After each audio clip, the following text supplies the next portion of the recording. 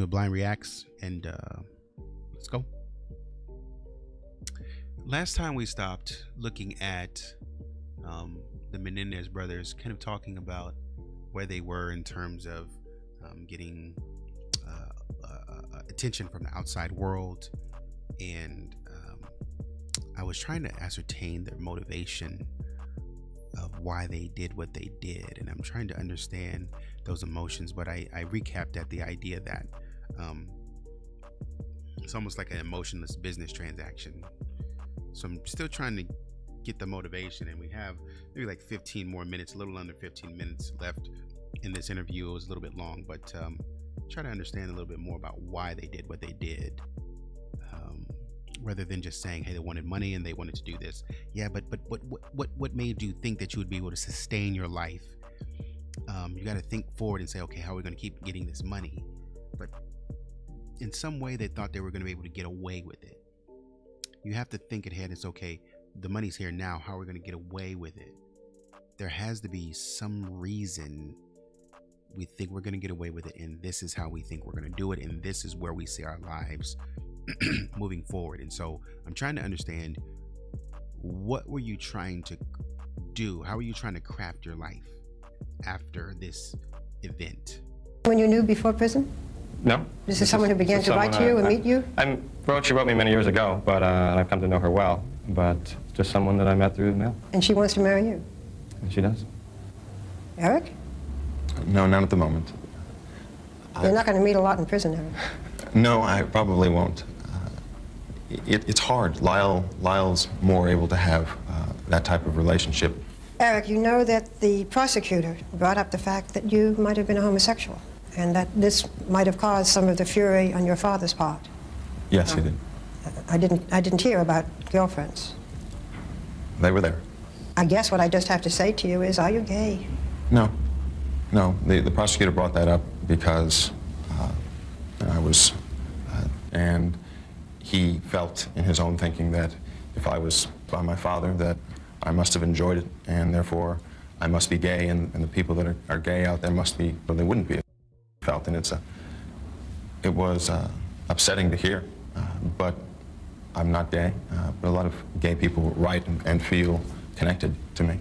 A problem at the trial was the gender bias, that because we were dealing with males and in an incest family, that there's sort of perceptions that, well, maybe it was something that he wanted, something that he allowed to happen, that he shouldn't be allowed to feel afraid because he's a male. I really felt that people might have seen this case very differently if it were a sister that I was protecting, or that was involved in this, and not a brother. You know this whole business of abuse excuse, that you were abused by your parents, abused, emotionally abused by this tough, unyielding father. But there are lots of people who are abused in other ways, and they don't get parents, and you've been ridiculed for this abuse excuse. What do you say about it? Abuse excuse is a word that Alan Dershowitz made up, not knowing anything about the case. To simplify it to its simplest degree, if a person is man or woman, and she's the man who raped her, is it an excuse that the reason she came was because she was raped? Of course not. I certainly never felt that what I did was justified or right. It was just a question of how wrong was it. That was a big misperception about this case, that it was about justification or excuse. And my brother and I essentially pled guilty. That was very hard for me to hear the ridicule about that, because I really felt that Eric and I, we could have gone to trial like most people and just sort of, we weren't there, it wasn't us, and had that trial. What do you mean, we could have gone to trial, we weren't there? Well, you could go to trial and just say that I was, chipping golf balls at the time and I wasn't there. And Eric and I went to trial and said, we did this. There were tapes. Tapes became admissible because we said we did it. Lyle and I fought because he felt that telling the world that Dad was a torturer was Dad twice, and he did not want to Dad twice. And there's dysfunction somewhere. There's dysfunction somewhere between them, indicative of dysfunction within their own lives, and it's something getting ready to explode. Almost, there's an explosion that's underneath the surface. That's why Eric's eyebrows are, He looks kind of somewhat annoyed the entire time.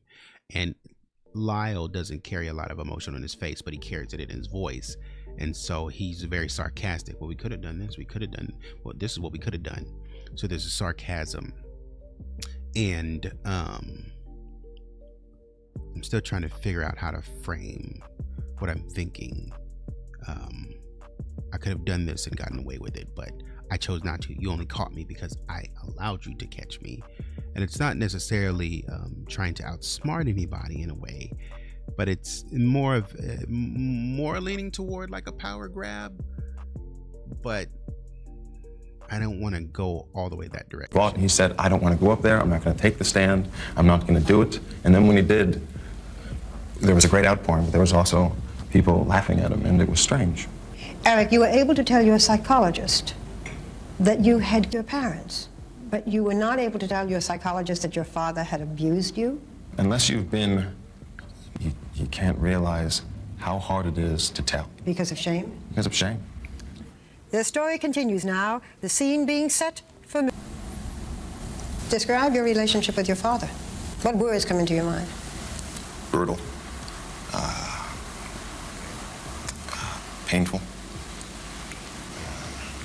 Torturous. And yet I thought that he was the most powerful and brilliant person I had ever met. I was his firstborn son. That was very important to him. And my bond with him was, I thought, strong because we had been through so much together. But it was difficult to see the things that were going on. And, Things that were going on, that is, when you learned that he was your brother? he had seen me before I was a teenager, and it was a much different experience than Eric's. Because you were little? Because I was little, I guess. You know, there are some questions that everybody asks, like, why didn't you run away? I wish that I could have. I tried to run away when I was 12, and my father found me. He caught me and said, if you ever run away, I will kill you. I will find you, and I will kill you. Suppose you left and you, I don't know what, became a waiter and moved away. You still thought he'd find you? He would find me, and probably, I thought for certain he would kill me. You still think that? Oh, absolutely. Did you love your mother or like your mother? I loved my mother, and I tried to help her. My mother was... I'm glad she asked that question because I was just wondering. They keep on talking about the father, but they haven't said anything about the mom yet. a person in a lot of pain, and she was alcoholic, and she was suicidal. Did she know about the abuse? She knew. And didn't do anything? She knew, and it doesn't seem that she did anything. Do you still think about the night of the murder? Every day. You both do? Tell me as clearly as you can why you met your parents that night. First thing that comes to mind is terror. I was so afraid. A few days before, I had said to myself, I'm never going to let my father touch me again. After I told Lyle that it had been continuing on, I said to myself, I'm never going to let him touch me again. And just before the shootings, my dad told me to get to my room and that he would be there in a minute, and he was going to come up, and there was going to be, and it was like an explosion in my mind. But you'd bought the guns. It wasn't something that just happened that moment. You'd thought about it. No. You bought the guns in advance. They just weren't in the house. Yes, we bought the guns in advance. So this didn't just happen that moment. We bought the a series of Yeah. confrontations and blow-ups in the house. My dad, when it first was revealed that I had told Lyle about the secret, my dad said to Lyle, you're going to tell everyone, and I'm not going to let that happen. Take me through your mind, Lyle. This is where the story is breaking down because it doesn't make sense. First of all, I'm still lost on your mom. That's number one. We haven't got there. But you can hear in the voice, it's starting to become hurried. The story was great, and it was fine, but now they're getting more hurried in their voice because they're trying to overcompensate because some things aren't adding up and making sense. And Eric just said that there was a confrontation prior or before when Dad said, get up to my room. You're 18. What is this childlike response or relationship? Get up to your room, son. You're 18. Why would I even be having that conversation? It's weird. I cannot separate and say this is why this happened. My father was threatening us, and so there was fear, but there was there was anger on my part, and he was shot sitting down. So was your mom. They were both shot sitting down. where was the crazy threat?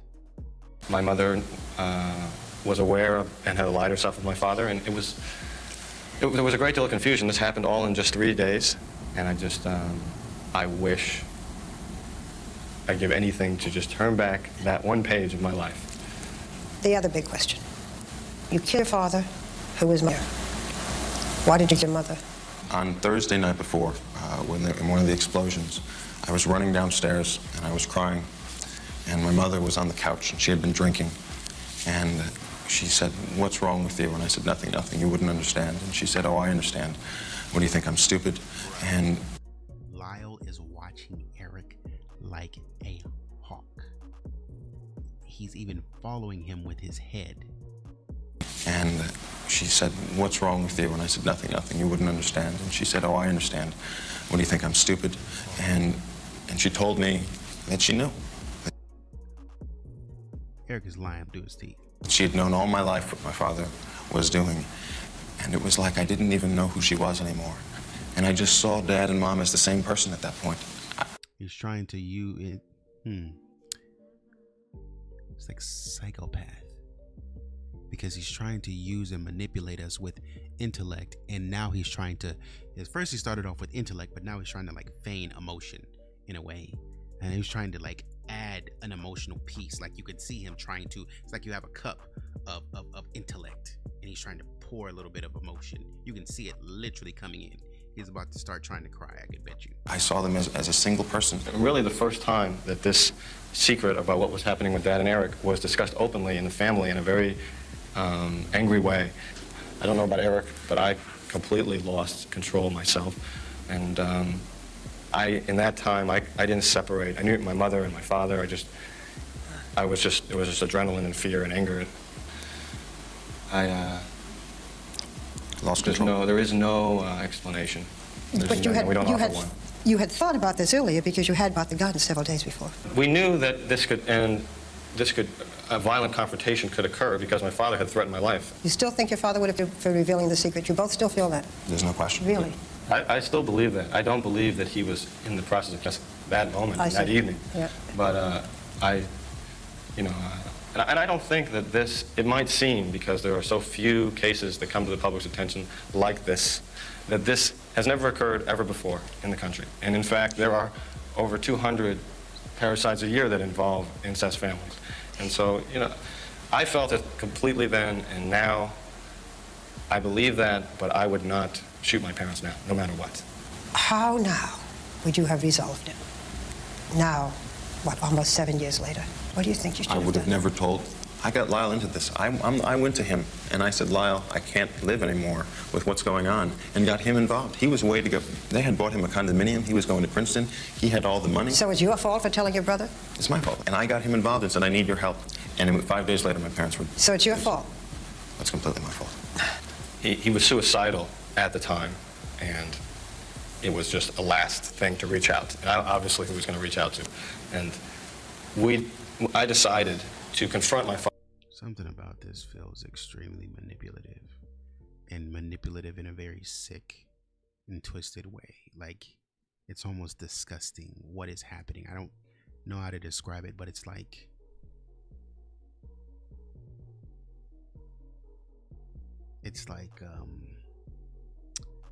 you're demented.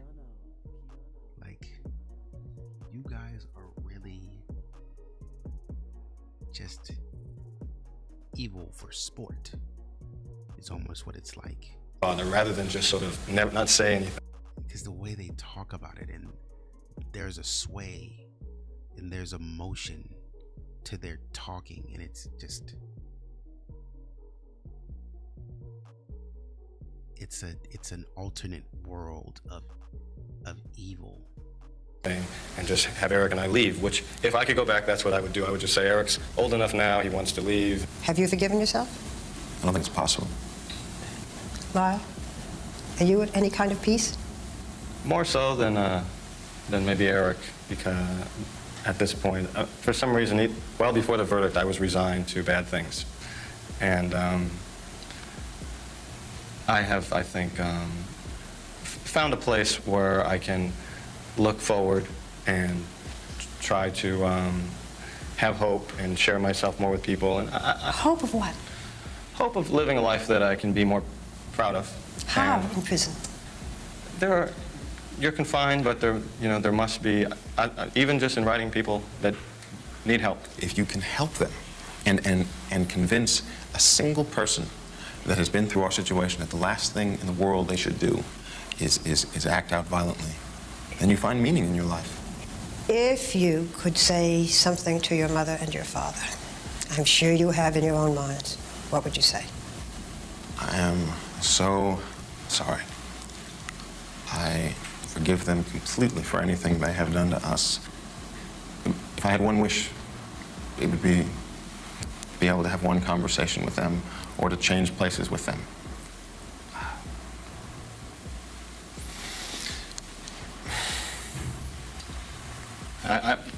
I hope someday that I can be with them and have some sort of conversation about what happened. It is one of the awful things is that we couldn't communicate that weekend, and I can't. And just that I love them, and that I believe, despite everything that happened, that they really loved us, and that things just went awry. Our interview is over. Deputies now arrive to take Eric and Lyle Menendez back to the cell blocks. They were handcuffed and chained for the long walk back. Their legs had been shackled throughout the interview. This had been one of their infrequent opportunities to see one another in jail. The guards would now take each of them to their separate cells and to the certainty of the rest of their lives in prison. It is the story of Cain and Abel out of jealousy over something perceived. I remember studying the Bible, and I was looking at a